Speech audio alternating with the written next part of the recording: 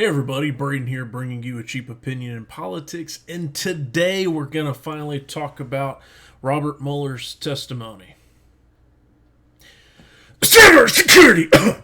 Oh, sorry, I just had to get that out. All right, now on to the main topic.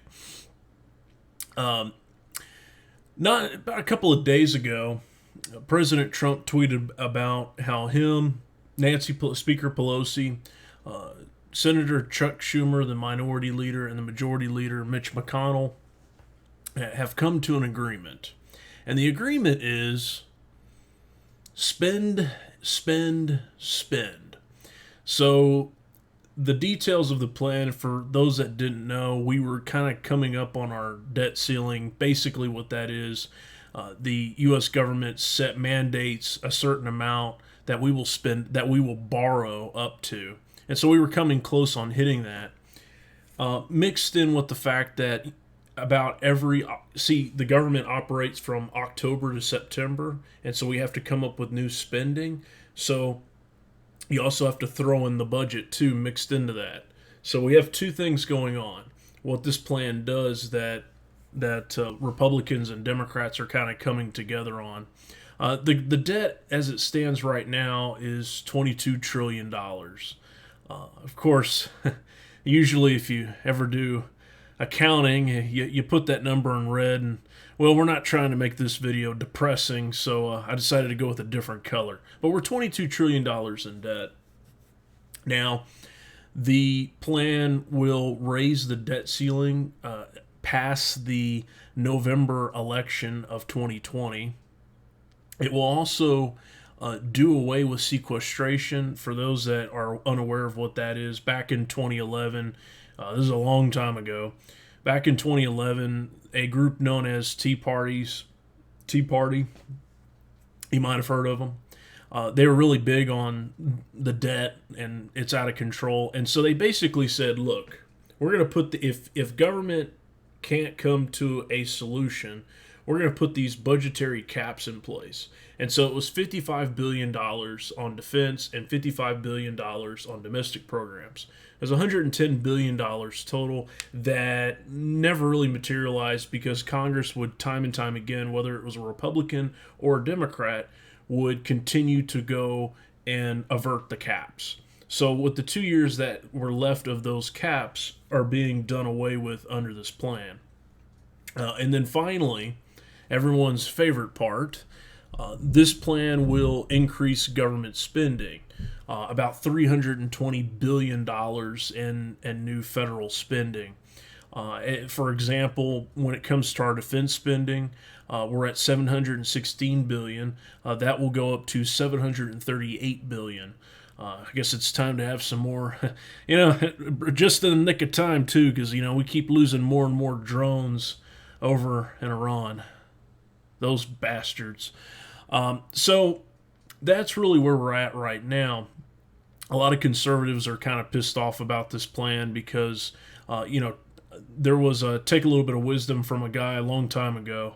And I've got a quote from him right here.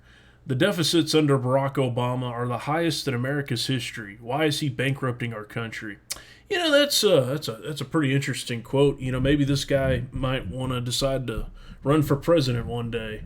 I'll throw that out there to him. Maybe one day he'll want to be president. But under President Obama, we had several years of trillion-dollar deficits. I think the deficit for the last go-around was like, $870 billion or something. It's been on the rise, and we're fixing to hit those trillion-dollar deficits again. President Trump is pretty much kind of, I don't want to sign this, but then I guess I'll end up doing it anyways. We had the government shut down from not too long ago. But the point of all this is that conservatives are kind of pissed about the plan. They don't want the president to sign it. It's still got to go through Congress. But these are pretty much the base details of it all. This is, in a way, if you're Trump, let's look at the benefit. If you're Trump, this is the plan you want. You need something to keep the economy going. The tax cuts are going to start fading. Deregulation can only take you so far. So, on one hand, if you can not have to raise the debt ceiling or talk about more government spending, or in this case, particularly with the debt ceiling, if you can raise it till after the November election, you've just saved yourself a lot of political. Uh, I don't know what the right word to use, but you see what I'm talking about. You've saved yourself a lot of political blowback if it were to avert to a government shutdown or something. On top of it, you've provided new government spending on and particularly with military spending. So this will definitely, along with the domestic spending, help keep the economy above. And at the same time, with there being more or less political uncertainty in the next time for next year, pretty much everyone else is gonna. It looks at it at that perspective too, as far as not actually going against the grain. Oh my God, are they gonna? Is Congress gonna be able to avert a government shutdown? Are we gonna go into a government shutdown? It provides uncertainty that Wall Street doesn't like, and that a lot of Americans aren't going to care for either. So it's a win. It's a political win for Trump in that area. It's also, and is it a major victory? Well, I think that really is going to depend on where I'm leading this to, which is to say, if you look at President Trump's strength, it's the economy. Really, and to try and beating Donald Trump, you really, in a way, need a recession. Nothing crazy, nothing like the financial crisis, but it would help to have a recession. Without it, it does make it very difficult to beat President Trump. And that's a lot of what this plan, I think, in a way, is one of the last things to kind of keep the economy going for 2020. I think the chances of a recession in 2019 are pretty much nonchalant now at this point, especially when you throw in the fact that the Federal Reserve is considering to lower interest rates, which they will lower interest rates by the time of the next election.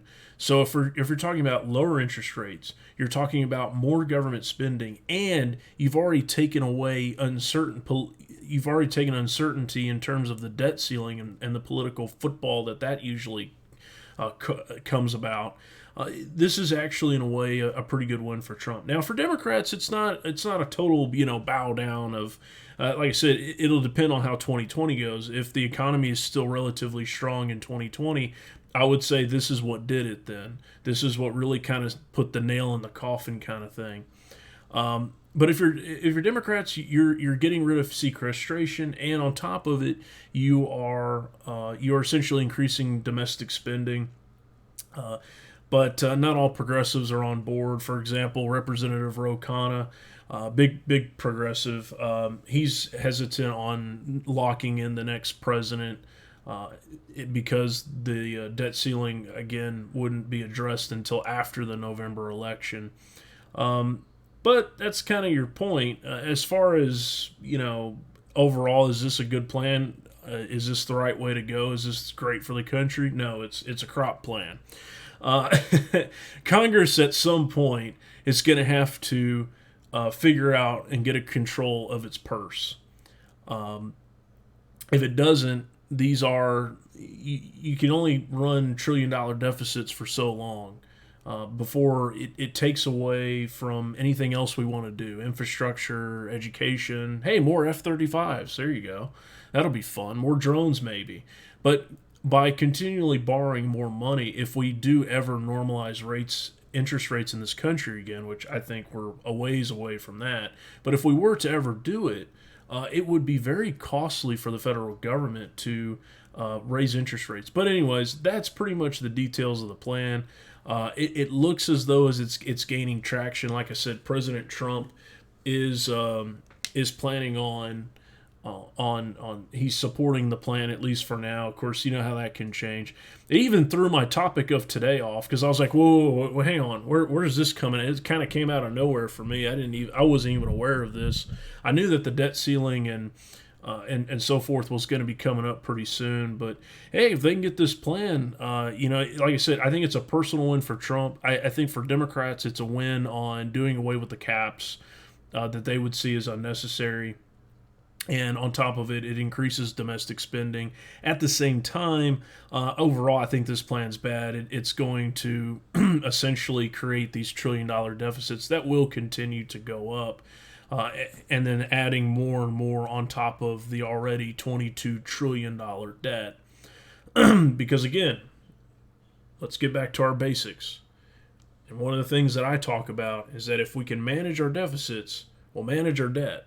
And we have a tough time of doing of the latter, of being able to actually manage our deficits. But I don't want to get this video too long. I will say this though. This spending plan will be like I said, it's something that'll have to be addressed. Maybe it could be another decade, really, as far as I see, is before we really start trying to get a really good grasp on the deficit. But as far as is this a good plan? Policy wise, no. It's a bad plan. Especially when you're talking about increasing defense spending even more. We're up to $738 billion. That's not what the administration, a lot of Republican, or let me rephrase that. Neos wanted, along with President Trump, they wanted about $750 billion in defense. So they didn't get quite what they wanted, but still a very, very good size increase. Anyways, I will leave you with one more thing. I plan on starting this week, hopefully, the topic I was going to talk about today. I'm going to move to Friday. Yes, that's right. I'm now going to try and do 2 videos a week now, since I've been pretty good about at least doing 1 video a week for a few weeks now. I'm gonna try 2 and see how it goes.